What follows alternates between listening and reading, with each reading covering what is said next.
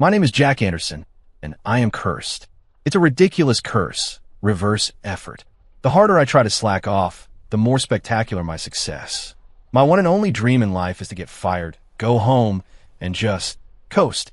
But the notoriously cold CEO, a woman they call the Ice Queen, somehow manages to decipher some world-shattering business strategy for my every attempt to be useless. She keeps pushing me onto a pedestal, and all I want to say is, for the love of God, please just fire me. I'm Jack Anderson, 23, just another analyst in the investment division at Vance Capital, and I have a superpower. My superpower is screwing up upwards. Basically, the more I want to wreck something, the better it turns out. Conversely, if I actually try to do a good job, it's guaranteed to become a five-alarm disaster. This is my secret. So, I have only one goal in life: get fired from this company, collect my severance, and go home to a life of glorious mediocrity. To that end, I have been diligently quiet quitting for a solid month. Today, my direct supervisor, Mr. Wallace, dropped a monster of a task on my desk: compile and analyze the data on every single failed investment from the past 3 years and write a report on the root causes. It was a vast, messy, error-prone job, a perfect stage for me to crash and burn. My time had come. I spent half the day just opening the mountain of spreadsheets. Then, I began my carefully orchestrated campaign of self-destruction. A proper data analysis would require cross-referencing by industry, timeline, capital, team members, and a dozen other metrics. Me? I clicked on the column for the project lead's name and hit sort A to Z. Then, I closed my eyes and mashed out a single dismissive comment: root cause, personnel, short, sweet, and reeking of apathy and gross negligence. With that, I triumphantly emailed the file to Wallace, fired up a game of Minesweeper, and waited for the pink slip that was surely coming my way this afternoon. An hour passed. No Wallace. 2 hours. The office remained placid. It wasn't until 10 minutes before closing that Wallace came tearing toward my cubicle, his normally exhausted face flushed with a wild, feverish excitement. He grabbed my shoulders, shaking me so hard my teeth rattled. His voice trembled. "Jack, you magnificent bastard. You're a genius." I had so many question marks over my head, they could have formed their own constellation. "Mr. W. Wallace? What are you talking about? Don't play dumb." Wallace jabbed a finger at his computer screen. "I read your analysis. It's a stroke of genius. An absolute masterstroke." I leaned in to look and nearly swallow my tongue. On the screen was my one-click sorted spreadsheet. Wallace, spraying spittle in his excitement, explained, "See, you sorted it by the first letter of the project lead's name." I didn't get it first, but then I saw it. The leads on the failed projects. Their last names are all concentrated in clusters. L, S, W, Z. Do you know what that means? What could I possibly know? I just knew the alphabet. Before I could answer, he did it for me. I checked. Every single one of them. They were all poached from our top competitor, Apex Investors. Your report, using the simplest, most impossibly elegant method, uncovered a massive secret none of us ever saw. We have corporate spies in our ranks. He paused for breath, then pointed to my one-line comment: root cause, personnel. His eyes were practically overflowing with reverence. And this comment, straight for the jugular. It identifies the problem without spelling it out, giving the higher-ups room to handle it discreetly. Brilliant. Absolutely brilliant. My mouth hung open. My entire worldview was crumbling. "You have got to be kidding me." Wallace clapped me on the shoulder, his face glowing with pride. "Jack, I underestimated you. I thought you were just another kid, but you're the one playing the long game. I've already sent your report to the CEO's office. Keep it up. The sky's the limit for you." He walked away, humming, practically skipping. I sat frozen at my desk, watching the digital clock in the corner of my screen tick toward 5. The evening sun cast long shadows through the blinds, striping my face. I didn't get a termination notice. What I got was a company-wide email praising my outstanding contribution and a $3,000 bonus. Why was my life so hard? The next day, I walked into the office with 2 black eyes from a sleepless night. The $3,000 bonus felt like a slap in the face. It left my head spinning. Not only was I not fired, I was now the company's rising star. The moment I stepped through the door, I felt it. All eyes on me. My coworkers' gazes were a complex cocktail of curiosity, admiration, and even a little fear. Morning, Jack. Hey, congrats, man. Even the receptionist, who usually treated me like I was part of the furniture, gave me a dazzling smile. I gave a numb nod and trudged to my desk. A steaming cup of fresh coffee was waiting for me. My best friend and fellow cubicle dweller, Dave Miller, sidled up to me, his expression fawning. He pushed his glasses up his nose and whispered, "Dude, level with me. Are you like some billionaire's kid playing undercover boss or something?" Dave was the only one who knew about my complete lack of ambition, but even he had no idea about the bizarre nature of my curse. I sighed, slumping on my desk. "I just want to get fired, Dave. Is that so hard?" He gave me a look that said, "I get it. Wink, wink, nudge, nudge." He patted my back. "It's cool, man. You don't have to keep up the act with me. It's that great hermit hides in the city vibe. A guy like you is above chasing promotions and titles. From now on, I'm your guy. You point, I'll shoot." I saw the glint of hero worship in his eyes and shut mine in despair. Was there any hope left for this world? The atmosphere in the morning meeting was strange. Wallace had saved me a seat right next to him, an honor I had never before received. Running the meeting was the head of Vance Capital herself, the legendary Ice Queen CEO, Catherine Vance.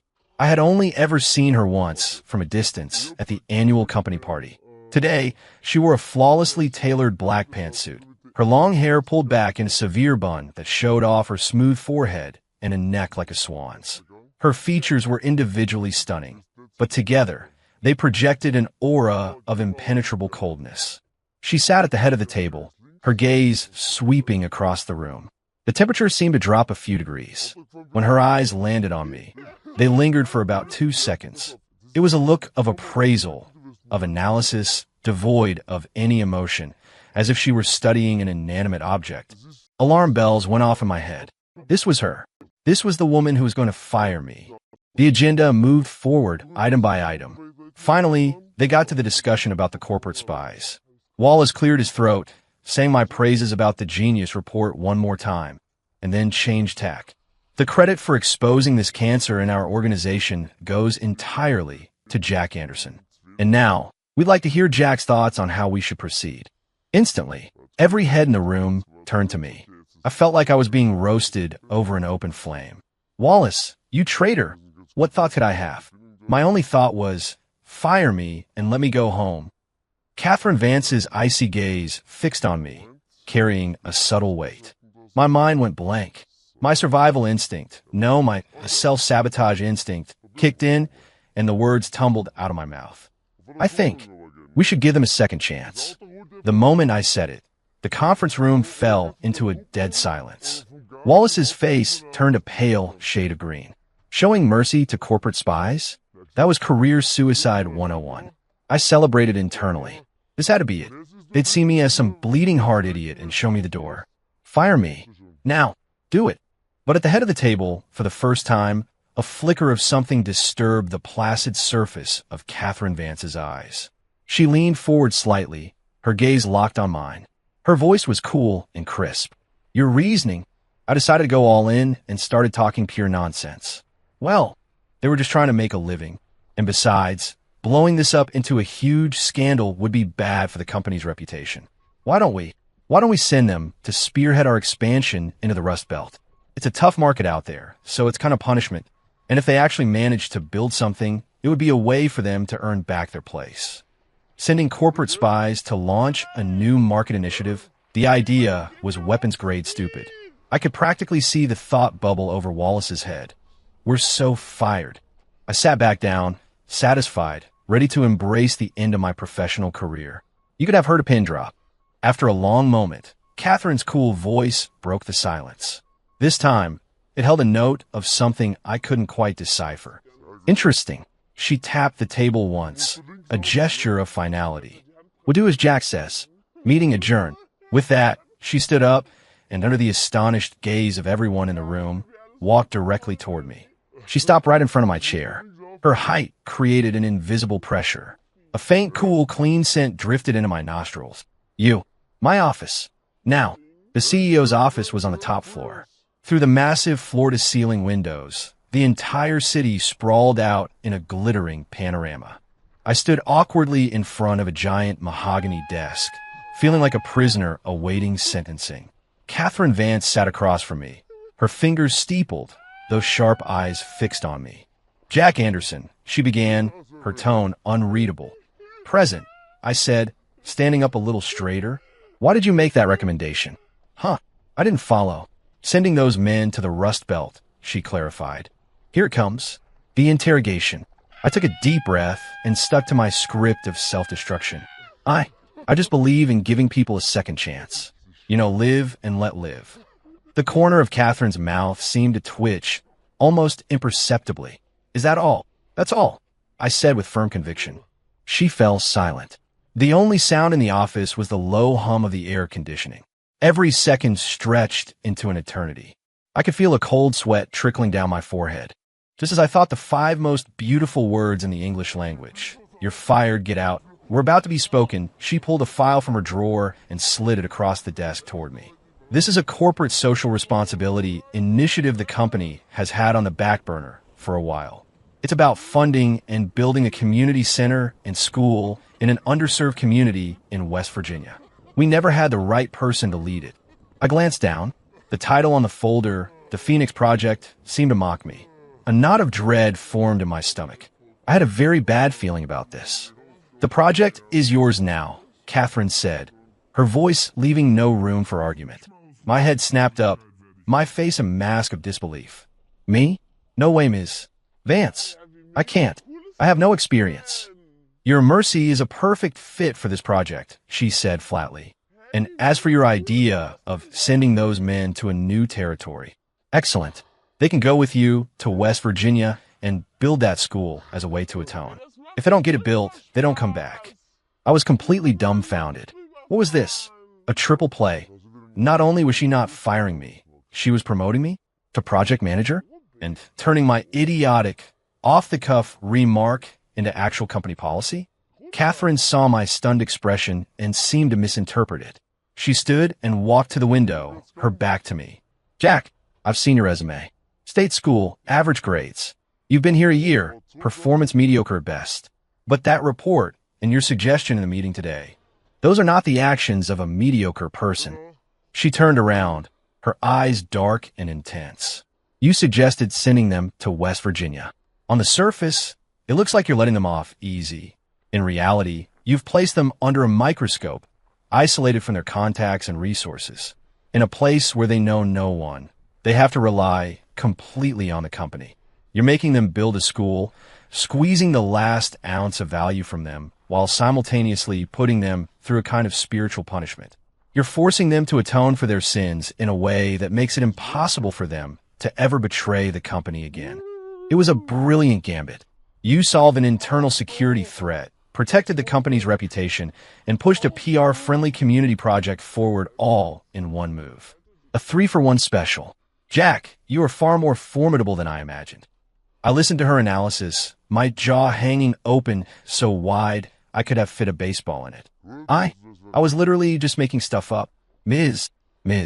Vance, you've really misunderstood. No need to explain.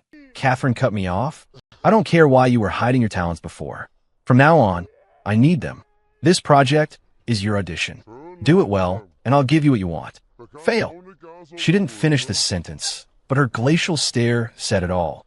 I walked out of the CEO's office like a zombie, clutching the file for the Phoenix Project.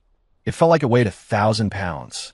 Dave immediately ran up to me, his face alight with gossip and excitement. Jack, so, did she give you a promotion? A huge raise? Put you in charge of something big? I looked at him, tears welling in my eyes. She's sending me to West Virginia to build a school. Dave blinked. Then a look of profound understanding dawned on his face. He gave me a thumbs up. Brilliant. Absolutely brilliant. She's sending you out to the field to get some grassroots experience. She's grooming you to take over the company. Dude, this is the classic heir apparent goes undercover storyline. My vision went black. I nearly passed out. Please, for the love of all that is holy, stop psychoanalyzing me. The plan to build a school in West Virginia was fast-tracked. I was the project manager, leading a team of the very corporate spies I had inadvertently exposed. It was, by any measure, the weirdest team ever assembled.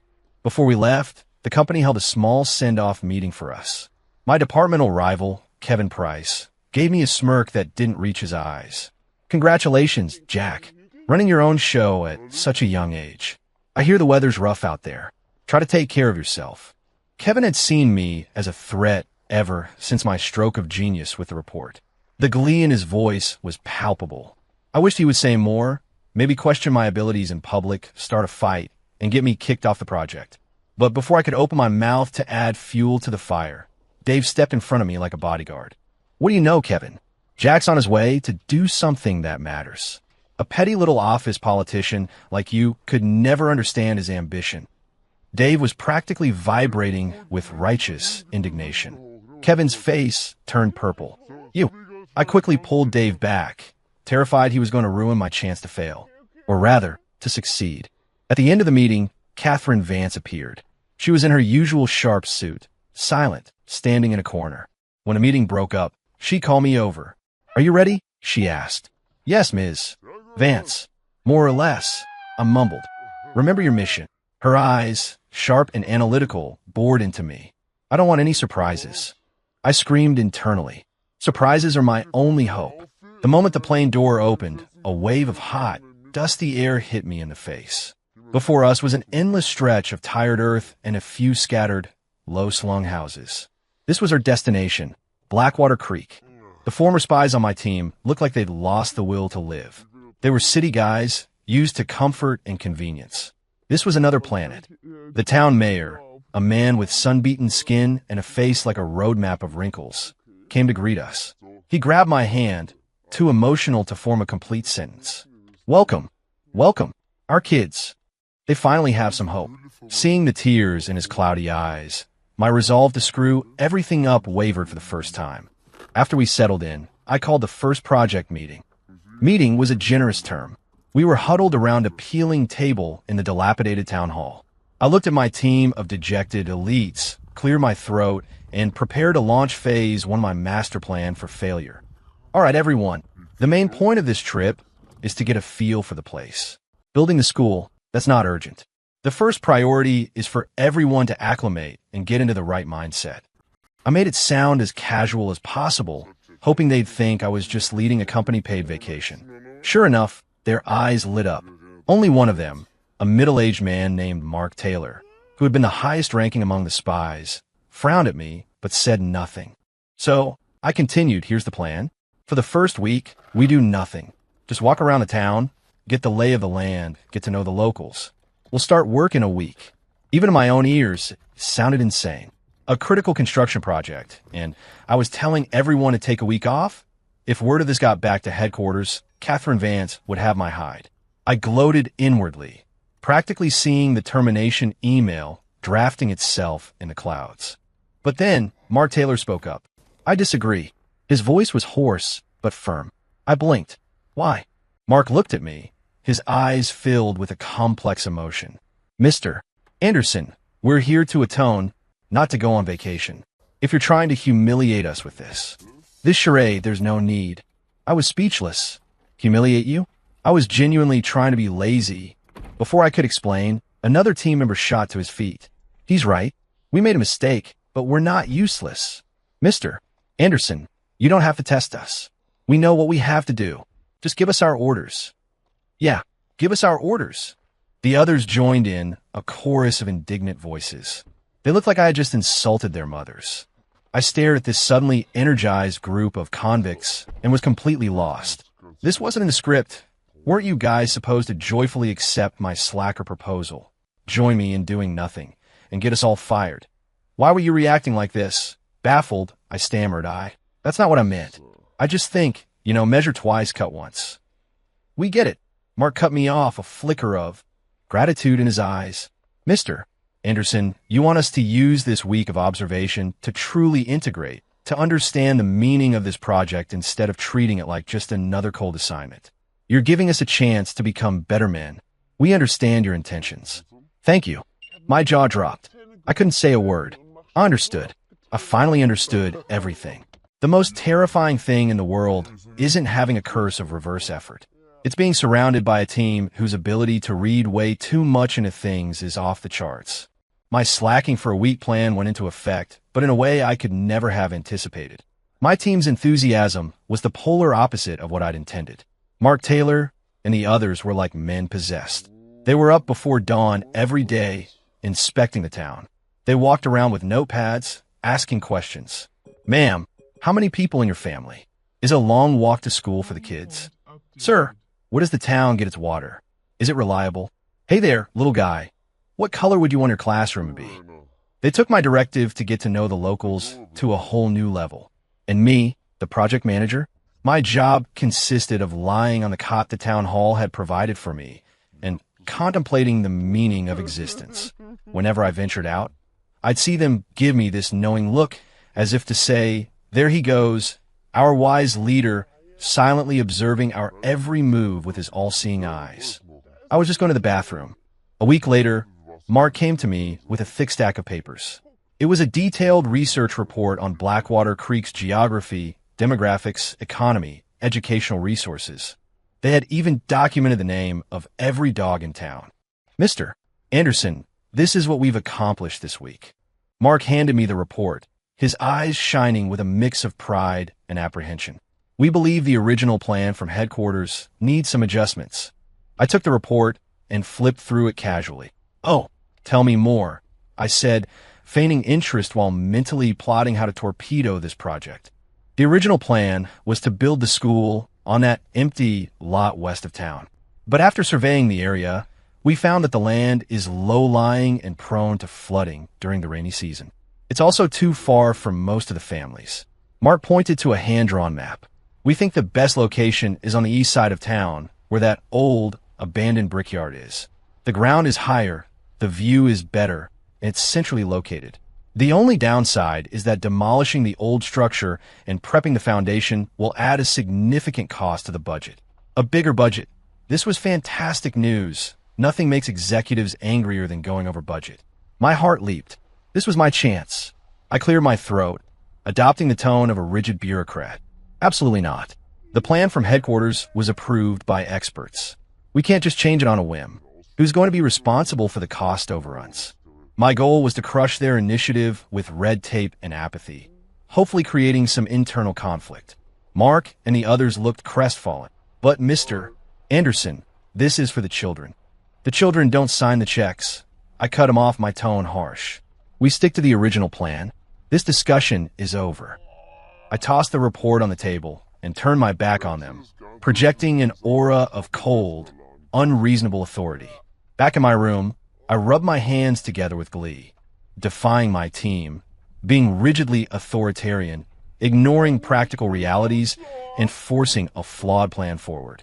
With a combo like that, once the news of my failure reached headquarters, Catherine Vance would tear me to shreds. I could almost taste the sweet freedom of unemployment. But I was once again too naive. The next morning, I was woken by a loud commotion. I opened my door to see Mark and the team, leading a group of townspeople armed with shovels and pickaxes, working furiously at the abandoned brickyard on the east side of town. They were demolishing it themselves? I ran over and grabbed Mark, who was hauling a pile of bricks. What are you doing? I told you. We're sticking to the original plan. Mark wiped the sweat from his brow and gave me a sheepish grin. Mr. Anderson, we thought about what you said. You're right. We can't go over budget. So, we're doing the demolition and foundation work ourselves. It won't cost the company a dime. He gestured to the energetic townspeople. As soon as they heard it was to build a school for their kids, they all volunteered to help. I looked at the bustling scene, at the smiling faces of the locals and my convict employees, and the world started to spin. Why?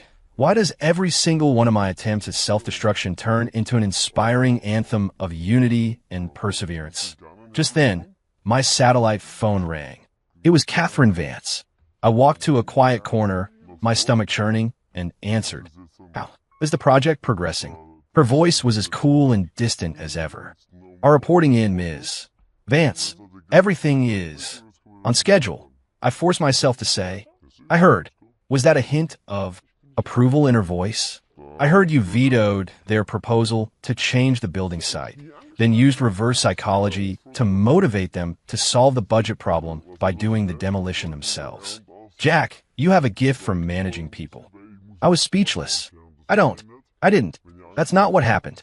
No need for false modesty, she said, as if reading my mind. Mark Taylor called and gave me a full report. He said that while you appear strict on the surface, your methods are designed to help them find self-worth and wash away their past shame through their own labor. They're all very grateful to you. I stood there, phone pressed to my ear, utterly defeated. Mark Taylor, you Boy Scout, you betrayed the cause. Keep up the good work, Catherine said finally. Don't disappoint me. The line went dead.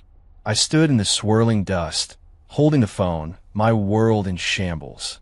In the distance, the demolition of the old brickyard continued, accompanied by the sounds of cheerful, determined work. Once again, against my will, I'd become a brilliant leader. This was no way to live. With the entire town pitching in, the old brickyard was cleared in just 3 days. Staring at the newly leveled foundation, I felt nothing but a profound desire to cry. Next up was the actual construction. I learned my lesson.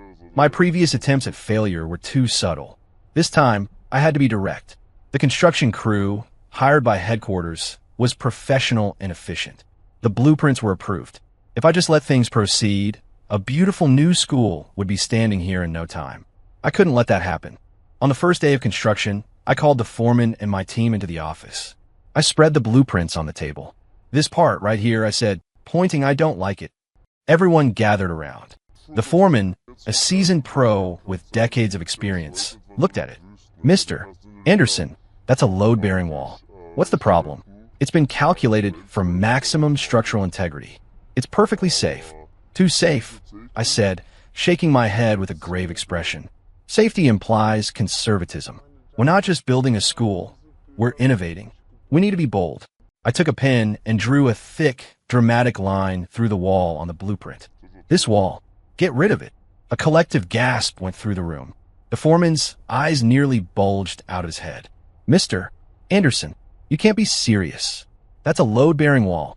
If you take that out, the entire building will be structurally unsound. He's right, sir. That's too dangerous. Mark and the others chimed in. This was exactly the reaction I wanted. I wanted to be the reckless, arrogant boss who ignored safety regulations.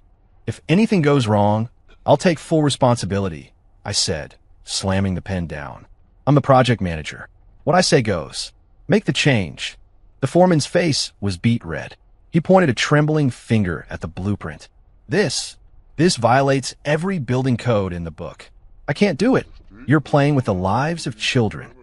If you won't do it, I'll find someone who will, I said, staring him down. If you can't handle the job, you and your crew can pack up and leave right now. I was calling his bluff. I was betting he wouldn't risk his professional reputation on my insane order. Once the construction crew walked out, the project would be delayed, and it would be all my fault. The foreman was shaking with rage. He grabbed the blueprints and threw them on the table. You're crazy. Absolutely insane. I quit. He spun on his heel and stormed toward the door. My heart soared. Success. But just as he was about to step outside, a quiet voice spoke up. It was one of Mark's junior guys, a quiet kid named Leo who rarely spoke. Wait a second. Leo adjusted his glasses, walked over to the blueprints, and stared at them for a long time. Then he pulled out his laptop and started typing furiously. All eyes were on him. After about 10 minutes, Leo looked up, his face flushed, a strange light in his eyes. I think I get it. He pointed to the wall I had crossed out. Mr. Anderson isn't just removing a load-bearing wall. He's proposing we switch from a traditional masonry structure to a frame shear wall system. I blinked. A what system? Leo wasn't looking at me. He was excitedly explaining to the foreman. Sir, look, by removing this central wall, he's implicitly suggesting we reinforce the corner nodes with structural columns. That way, the walls themselves are no longer the primary load-bearing elements. They become simple partitions. This frame shear wall system has a much higher seismic rating than traditional masonry. That's critical in this part of the country. He grew more animated. Plus, without fixed load-bearing walls, The interior spaces can be more flexible and open, which means better natural light for the classrooms. Mr. Anderson, you've thought of everything. The foreman was stunned. He snatched Leo's laptop, studied the model on the screen, and his expression shifted from anger to confusion, to shock, and finally, to profound respect. He slapped his thigh. I see it. I see it all now. Brilliant. Absolutely brilliant. A simple change that results in a massive upgrade to both structure and function. Mr. Anderson, I apologize for my unprofessional outburst. And then, to my utter horror, he bowed deeply to me. I stood frozen, a statue of disbelief. I'm not. I really just wanted to knock down a wall and collapse the whole project. What is wrong with you people? Are your brains running on some kind of supercomputer? Why do you always manage to interpret my idiotic actions as strokes of profound genius?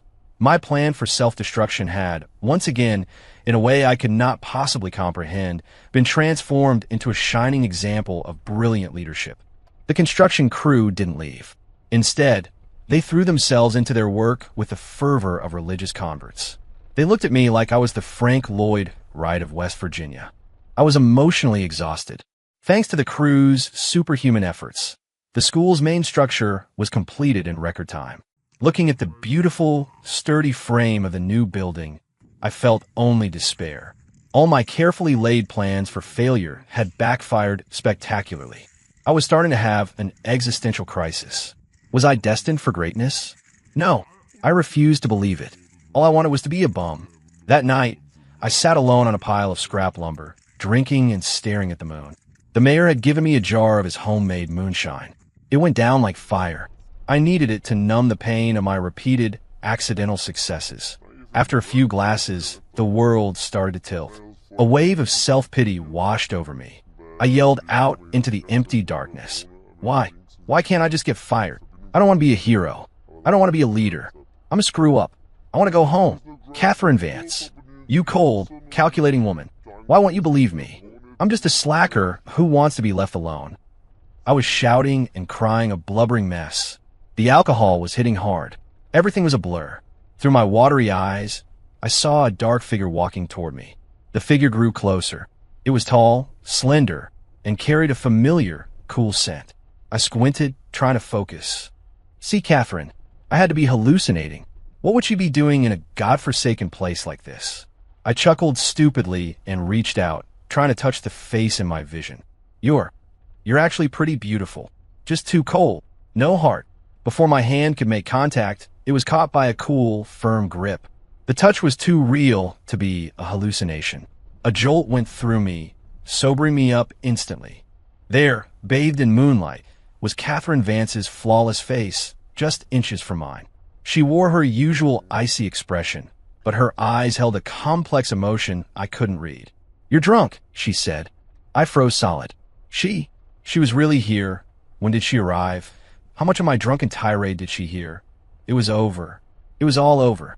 I had just called my CEO a cold-hearted woman to her face. My career was finally, truly, definitively finished. At that thought, I felt not fear, but a wave of pure, unadulterated joy. Happiness had come so suddenly. Fueled by liquid courage, I tightened my grip on her hand. Ms. Vance, I'm so sorry. I shouldn't have said those things behind your back. I'm a terrible person. Fire me. Please, I'm begging you. Catherine was taken aback by my sudden plea. She tried to pull her hand away, but I held on with surprising strength. Let go, she said, her voice colder than ever. I won't. Not until you promise to fire me. I was acting like a child. We struggled there, on the scrap pile, a ridiculous tug of war. Just then, Mark Taylor and the construction foreman, making their nightly rounds, came upon us. Who's there? The beam of their flashlight landed squarely on us. The air froze. What did they see? They saw me, their drunk and disorderly project manager, clinging desperately to the hand of their untouchable Ice Queen CEO, who had a look of fury and was at a blush. Mark's and the foreman's jaws dropped. The flashlight fell from their hands with a clatter. We didn't see anything. They turned in unison and sprinted away into the darkness as if they'd seen a ghost. Me, Catherine, She finally ripped her hand from my grasp. The eternal frost on her face seemed to have cracked. Jack Anderson. She ground out my name through clenched teeth. I looked up at her and gave her my biggest, brightest smile. Don't worry, Miss Vance. I'll be packed and gone by morning. This time it had to work, right? I woke up the next morning with a splitting headache, a souvenir from the moonshine.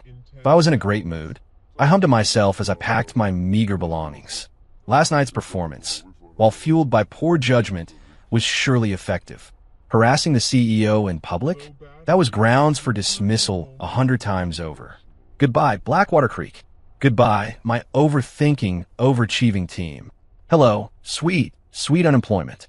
Just as I was stuffing my last t-shirt into my duffel bag, there was a knock on the door. I opened it to find Mark Taylor, his face grim. Behind him stood the rest of the team. The way they were looking at me was even more complicated than the night before. Mr. Anderson, Mark began, his voice low. We need to talk to you. I waved a dismissive hand. No need. I get it. I'm out of here. You guys keep up the good work. Don't let Ms. Vance down. But Mark shook his head. Then, he did something incredible. He bowed deeply to me. Mr.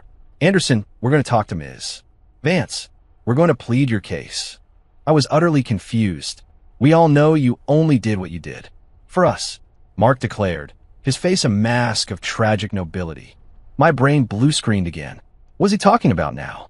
Another team member, a guy named Leo, chimed in. We saw everything. You and Ms. Vance on the construction site. The argument.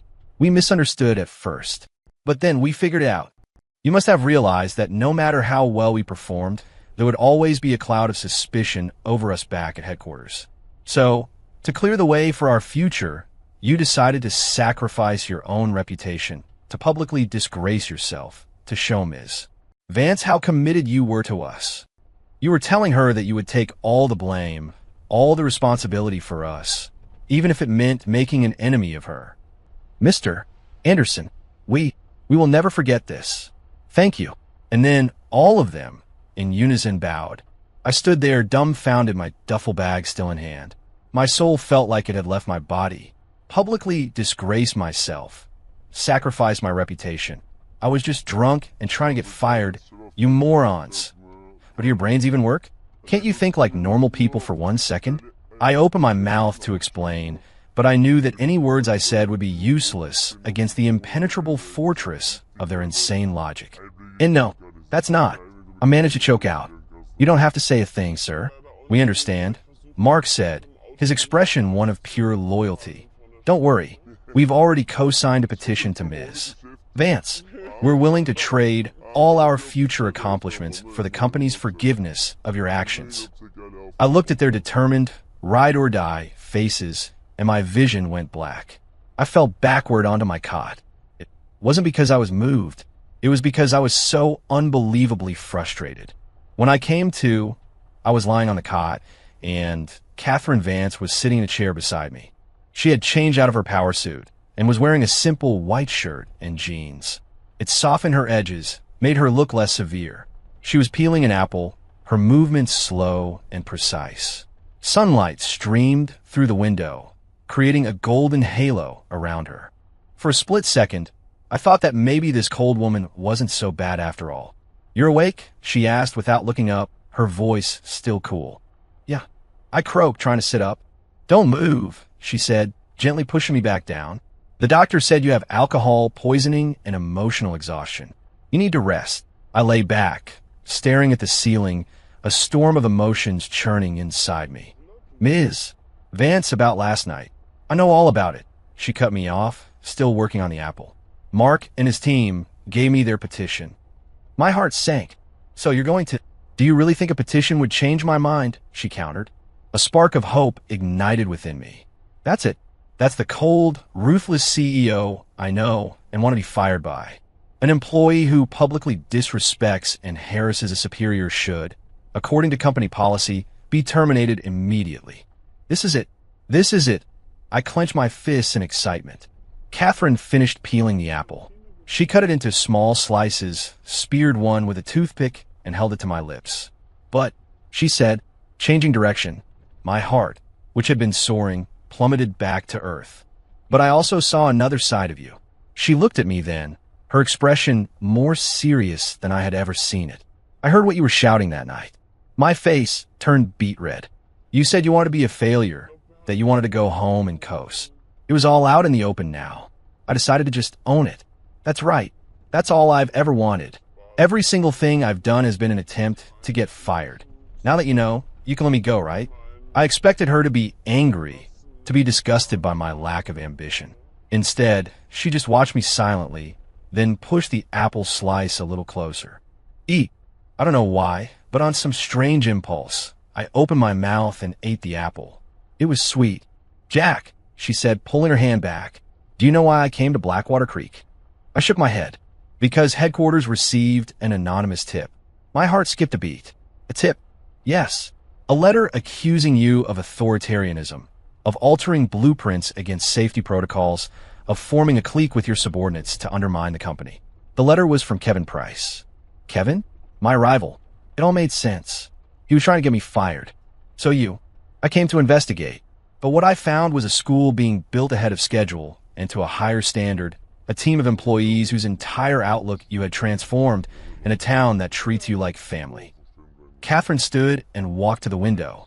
Jack, your words say you want to be a slacker, but your actions, your subconscious, they do the most correct, the most brilliant things. Your so-called reverse effort. Maybe it isn't a curse at all. She turned, her eyes burning with an intensity I'd never seen before. Maybe it's your real gift. A gift for turning garbage into gold that even you don't recognize. So, she said, enunciating each word, I'm not going to fire you. Not only am I not firing you, I'm giving you a position you can't refuse. Starting today, you are my chief special advisor. You'll report directly to me when we get back to headquarters. In that moment, I felt my world collapse. In the end, I was brought back to headquarters.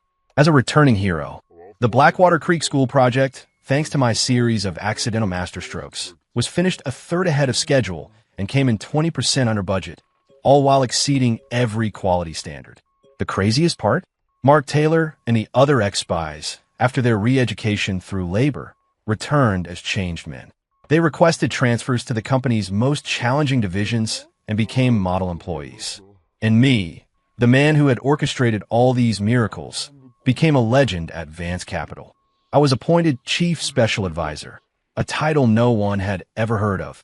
My office was right next to Catherine's, separated only by a frosted glass door. My job description was insultingly simple. I had no job description. Catherine's only directive to me was, just be yourself. She seemed to have completely bought into her theory about my subconscious genius, believing that if she just let me exist in a state of pure, unadulterated laziness, I would somehow conjure up endless streams of inspiration and miracles for the company. So, my daily routine became, morning, play video games on the company's top-of-the-line computer. Noon, enjoy a complimentary 5-star meal at the executive dining room. Afternoon, take a nap in my $10,000 ergonomic chair. Occasionally, Catherine would drag me into a meeting, seating me in a corner to absorb inspiration. I spent the entire time daydreaming about what to have for dinner. To an outsider, it was a dream job. Only I knew the sweet agony of this gilded cage. I was further than ever from my dream of getting fired. My friend Dave no longer looked at me with admiration. It was now pure awe. Dude, you've transcended the mortal plane. You've achieved the highest state of Zen management. Leadership through inaction. It looks like you're just gaming, but in reality, you have your finger on the pulse of the entire company. I just waved a tired hand at him, too exhausted to even argue. As for my nemesis, Kevin Price, he was completely broken. His snitch letter, far from taking me down, had become just another piece of evidence of my strategic brilliance.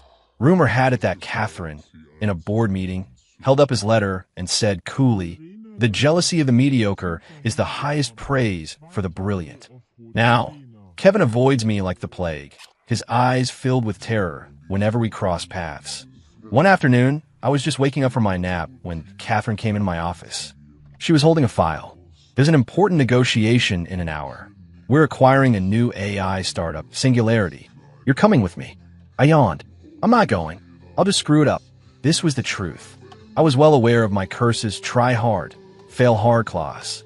But Catherine just placed a file on my desk. You're going. All you have to do is sit there. Don't say a word.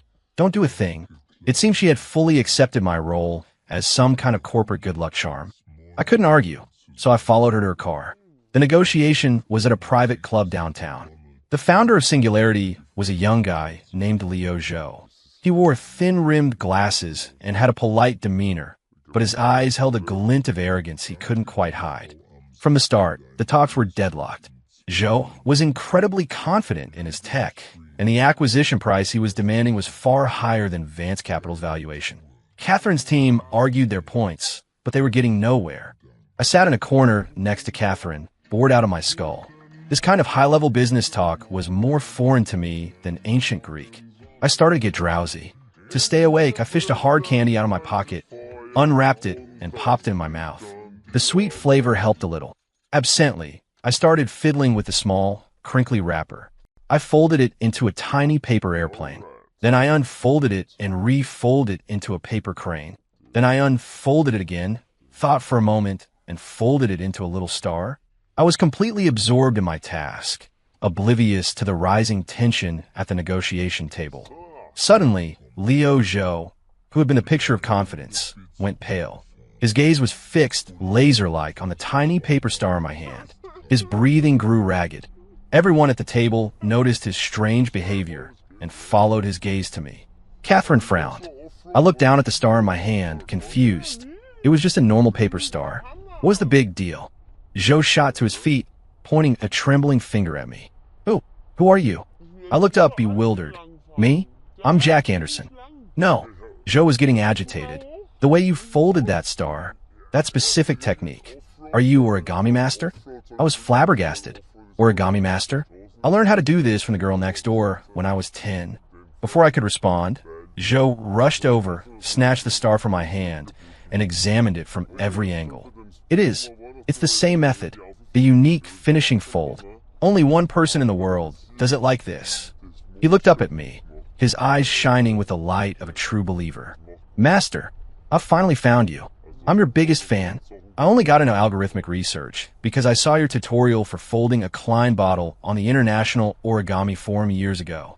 You're the person who inspired my entire career. The entire room was silent. Catherine's negotiation team stared, their mouths agape. Even Catherine's stoic expression had cracked. And me? I was in shock. International Origami Forum. A Klein bottle. When had I ever done that? I racked my brain, and a faint memory surfaced from the depths. It must have been in college. I was trying to avoid studying for a final, so I spent an entire night trying to fold a mathematically impossible Klein bottle from a single sheet of paper. I messed around with it for hours, failed miserably, and then, as a joke, I posted a series of pictures of my failed steps on some obscure international forum with the title An Impossible Task. Then I went to bed. I failed that final, by the way. Could that be what he was talking about? Zhou is still gushing. Master, do you realize? Your tutorial, which you presented as a failure, was filled with such brilliant topological logic. It was a revelation. The core algorithm for my company, the infinite fold algorithm, was inspired by that very post. I've always wanted to find you, to thank you in person. I can't believe I'm meeting you here. It must be fate. He turned, grabbed the contract from the table, and signed his name with a flourish. He then presented the signed contract to Catherine with both hands, his demeanor utterly humble. Ms. Vance, it would be an honor. The price is your price. I have only one condition. He turned back to me, his eyes burning with fervent hope. I wish to have the opportunity to learn from the master from time to time. Catherine took the contract, glanced at it, then looked at me. Her expression was a universe of confusion. A negotiation that should have cost hundreds of millions of dollars and weeks of work was concluded in minutes, all because I folded a candy wrapper into a star out of boredom. And we got it at a discount. The ride back to the office was dead silent. I huddled in my corner of the back seat, afraid to look at Catherine. I was beginning to think my life was no longer governed by the laws of physics. After a long time, Catherine finally spoke, her voice laced with a weariness I'd never heard before. Jack, here. How many other secret identities do you have? I wanted to cry. Ms. Vance, I honestly have no idea. After the Origami Master incident, my status at the company transcended legend and entered the realm of myth. There were now 3 dominant theories about me circulating through the office grapevine. Theory 1. I was the heir to a secret, powerful family, and my job at Vance Capital was just a way to kill time and vet potential business partners for my clan. Theory 2. I was a sort of enlightened being, a master of strange and esoteric arts, who viewed the world of business as a trivial game. Theory 3. I was Catherine Vance's secretly trained ultimate weapon, her ace in the hole for crushing any and all commercial obstacles. Dave was no longer content to be just my sidekick. He had started the Jack Anderson Study Group, where he and other members would meet to analyze my every word and action, trying to glean the secrets of success. I heard that a crumpled up piece of scratch paper I'd thrown in the trash was retrieved, copied, and circulated among them as a sacred text containing profound market insights. I gave up. I completely gave up. Let the world burn. I was tired. I continued my routine. Game at work, go home. Catherine seemed to get used to my presence, though she still sometimes looked at me like I was a bizarre new species of animal she was studying. She stopped forcing me to attend meetings. Instead, she would just silently place the files for her most difficult cases on my desk. She wouldn't say a word. Just leave them there. And I, with equal and unspoken understanding, would not even glance at them. But, strangely, those cases always seemed to solve themselves through a series of bizarre coincidences. There was an overseas mining acquisition that was stalled because of local political issues. One day, I ate too much at lunch and was pacing around my office to walk it off. I accidentally knocked over the cleaning lady's mop bucket. Water splashed across a geological survey map, soaking a previously ignored section. The next day, news broke that a massive, rich new mineral deposit had been discovered in that very section. Because we had the inside information, Vance Capital swooped in and secured the rights for a fraction of the cost. Then there was a battle with a tech giant over a crucial web portal. They were hitting us hard, and we were losing. That day, I lost a dozen straight rounds in my game, and, in a fit of frustration, slammed my fist on my keyboard. A keycap flew off, sailed through the air, and bonked our chief technology officer on the head in the next office.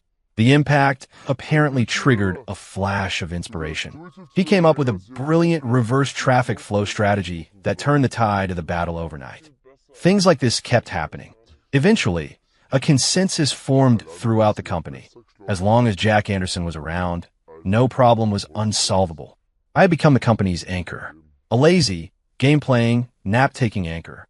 One day, Catherine's executive assistant, a sharp, no-nonsense woman, rushed into her office. "Ms. Vance, it's an emergency. Apex Investors has launched a hostile takeover." I had my headphones on, but I heard her. Apex Investors, our old rival, the ones who had planted the spies. They've partnered with several offshore funds and are buying up our stock on the open market. Our share price is fluctuating wildly. If this continues, it could be catastrophic, the assistant said, her voice tight with panic. I saw Catherine's face grow grave in a way I had never seen before. She immediately called an emergency meeting with all senior executives. As the company mascot, I was summoned as well.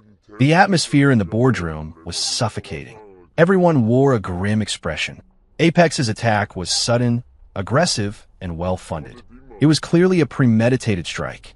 Vance Capital was a major player, but even we were struggling to fend off this kind of coordinated financial assault. Catherine sat at the head of the table, silent, her fingers drumming a nervous rhythm on the polished wood. I could feel her tension. I sighed, as much as I wanted to be fired. Seeing the company in real trouble, seeing this powerful, unshakable woman look tired and cornered. It made me feel a little bad. Fine, I'll help her one last time. After this, I'm done. I'm going full hermit. The world could be ending, and I wouldn't lift a finger. I quietly pulled out my phone. I didn't know anything about stock trading. I had no inside information. I only had my curse. My plan was simple. Do the stupidest, most illogical thing I could think of. I opened my brokerage app. I had about $100,000 in it, my entire savings from the past few months. I looked at the jagged roller coaster line of Vance Capital's stock price and took a deep breath. The consensus in the room was that Apex would keep driving the price up to create a bubble, lure in smaller investors, and then dump all their shares at the peak, crashing the stock and seizing control. The logical move was to buy, ride the wave up, and sell before the crash. So I would do the opposite. I was going to short the stock. When everyone was betting on it to go up, I was going to bet my entire life savings on my own company's stock crashing and burning. It was an act of supreme stupidity and betrayal. I closed my eyes and tapped the screen. All in. 10-to-1 leverage. Short Vance Capital. Confirmed. Done. My $100,000 would probably be gone in the next 60 seconds. But that didn't matter. What mattered was that my curse would activate. My idiotic action would trigger a correct outcome. What that outcome would be, I had no idea, and I didn't care. I put my phone away, leaned back in my chair, and closed my eyes. I done my part. The rest was up to fate. The boardroom was still deathly quiet. Suddenly, one of the financial analysts leaped to his feet, pointing at a monitor, his voice cracking. It's maxed out. Ms. Vance, our stock just hit the circuit breaker. It's gone limit up. What? Everyone, including Catherine, was stunned. She rushed over to the screen, staring at the thick green line rocketing toward the ceiling, her face a mask of disbelief. What happened? I thought Apex was dumping their shares. They were. The analyst was practically shouting with excitement. But just moments ago, a massive anonymous buy order appeared out of nowhere. They bought up every single share Apex was selling at the maximum price. Apex is trapped. Their attack, it was completely absorbed by this mystery buyer. A mystery buyer? Find out who it is. Now, Catherine commanded. A few minutes later, the news came. Ms. Vance, we've traced it. It's a fund managed by Berkshire Hathaway. What? Now, even Catherine couldn't maintain her composure. Warren Buffett? Why on earth would he suddenly intervene to save Vance Capital? It made no sense. Just then, Catherine's private cell phone rang. It was an international number she didn't recognize. She hesitated, then answered. An elderly but strong voice, speaking English, came through the line. Catherine's expression went from confusion to shock to utter bewilderment. When she hung up, she seemed to be in a daze. She slowly walked back to her seat. Everyone watched her, holding their breath. Ms. Vance, was that Mr. Buffett? Catherine nodded, then shook her head. She took a deep breath and spoke as if in a dream. He said he acted on a directive from his teacher. His teacher? Warren Buffett's teacher. The executives looked at each other, confused. Everyone knew his mentor, Benjamin Graham, had passed away decades ago. Catherine's gaze drifted slowly across the room, past everyone, and settled on the man slouched in the corner, eyes closed. Her voice was as soft as a whisper. He said, his teacher's screen name is an impossible task. A bomb went off in my head. I don't remember how I got out of that boardroom.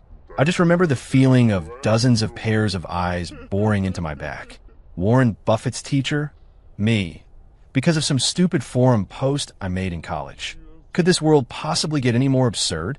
I stumbled back to my office in a fog, shut the door, and collapsed into my chair. I thought I was going to lose my mind. Had my curse become so powerful it could now manipulate the global financial markets? I just wanted to lose $100,000 and get kicked out on my ass. How did it come to this? A few moments later, my office door opened. It was Catherine. She came in and locked the door behind her. She stood in front of me, silent, just looking at me with an incredibly complex expression. It was a mix of shock, curiosity, and even a little defeat. We just stared at each other. The silence was deafening. Finally, I couldn't take it anymore. Okay, I said, holding up my hands in surrender. I confess. I'll tell you everything. I'm not some secret genius. I'm not a prodigy. I'm a complete and utter fraud. A slacker who just wants a simple life. I have this condition, this curse. The harder I try to do something right, the more I screw it up. And the more I try to fail, the more I try to be an idiot, the better things turn out. The report, the school in West Virginia, the Singularity acquisition, and what happened today, it was all the same. I shorted our stock because I wanted to lose all my money to show you how stupid and disloyal I was, so you would finally fire me. I spilled out my entire secret in one long, breathless rush. I felt completely drained. It was all out there now. My last card had been played. To a smart, logical, data-driven woman like her, my explanation would sound like the ravings of a lunatic. She would think I was mocking her, insulting her intelligence in the most elaborate way possible. Then, she would fly into a rage and throw me out. A perfect ending. I closed my eyes, bracing for the verdict. But the explosion I was expecting never came. Instead, I heard a soft, quiet sigh. I opened my eyes. Catherine had walked over to my desk. She picked up the little star I had folded from the candy wrapper, holding it in her palm. "So," she said softly, "all this time, you really did want to be fired?" "Yes," I said, nodding emphatically. "And every brilliant decision you made was just you trying to self-destruct?" 100%. She was silent for a long time. Then, her shoulders started to shake. And then I heard the most incredible sound I had ever heard in my life. She was laughing, not a smirk or a cold chuckle. It was a genuine, uncontrollable peal of laughter. She laughed so hard she bent over, tears forming in the corners of her eyes. The Ice Queen, in that moment, completely melted. I stared at her, dumbfounded. It was the first time I had ever seen her laugh. I never knew she could look like that. It was beautiful. After a while, she straightened up, wiping a tear from her eye. She looked at me, her bright eyes still dancing with amusement. "Jack, do you know my entire life has been a plan? Everything has been a blueprint, every step calculated to perfection. I believe that everything in this world could be explained by logic and data, and then I met you. You're a bug in the system.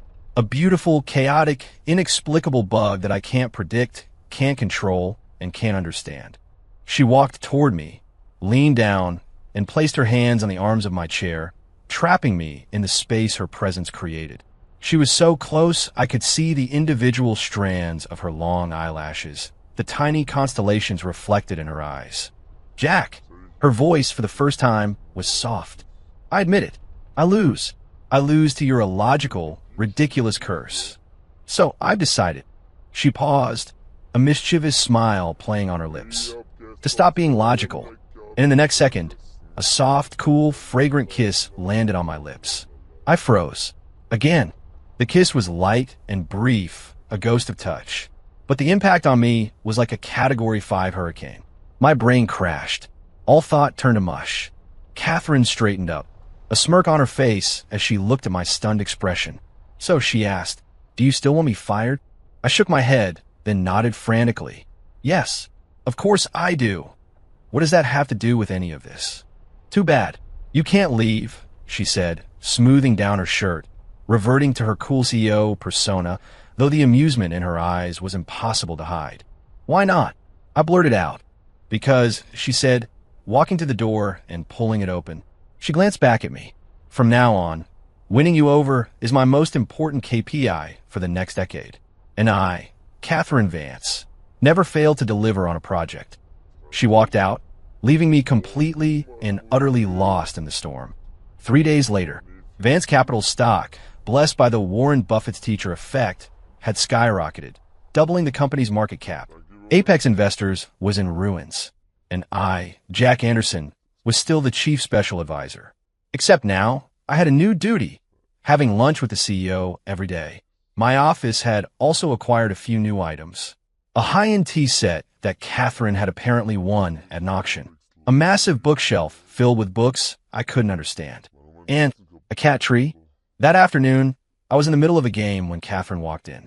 She was holding a fluffy, all-white ragdoll cat. The cat had big, sapphire blue eyes and was looking at me curiously. "His name is Slacker," Catherine said, placing the cat on the floor. "He's yours now."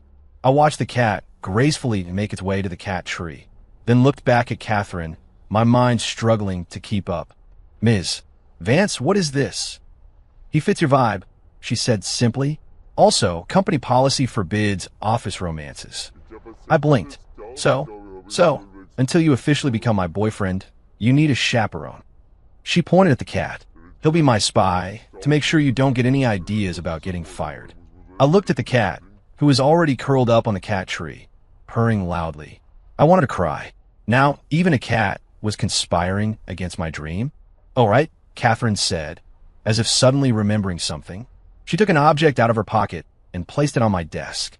It was a shiny little star, folded from a candy wrapper, identical to the one I had made. "A gift for a gift," she said, and turned to leave. "Wait," I called out. She turned back. I looked at her, and with all the courage I could muster, I asked the question that had been bothering me for weeks. Why? Why did you really come to Blackwater Creek that day? Kevin's letter was just an excuse, right? Catherine looked at me and was silent for a moment. The setting sun streamed through the window behind her, making her silhouette glow. "Because the night before, I had a dream. I dreamt that you were standing on the edge of a cliff, and you were about to fall. And then I woke up, and then I booked the first flight out." Without giving me a chance to ask more, she turned and left. I sat in my chair, holding the little paper star, not moving for a long time. Outside my window, the city lights began to twinkle on. In my office, the cat named Slacker purred contentedly. I looked at my life. Maybe being an accidental god wasn't so bad after all. Maybe. 1 year later, the Vance Capital annual gala. As the CEO's +1, I was seated at the head table. After a few drinks, Dave, his face flushed, tried to drag me on stage to perform. I refused. Absolutely not. If I actually tried to do something, the entire hotel might collapse. In the struggle, my phone slipped out of my pocket and clattered to the floor. The screen lit up, displaying my wallpaper, a photo of Catherine and me at the beach. In the picture, she was laughing like a kid. The entire ballroom went silent. All eyes were on that tiny, glowing screen. Suddenly, a small voice cut through the silence. It was Kevin Price, who had long since been demoted to the logistics department. He pointed at my phone as if he'd just discovered the meaning of life, his voice trembling as he shouted, "I get it. I finally get it. Jack Anderson. He's not a genius. He did it all to get the girl.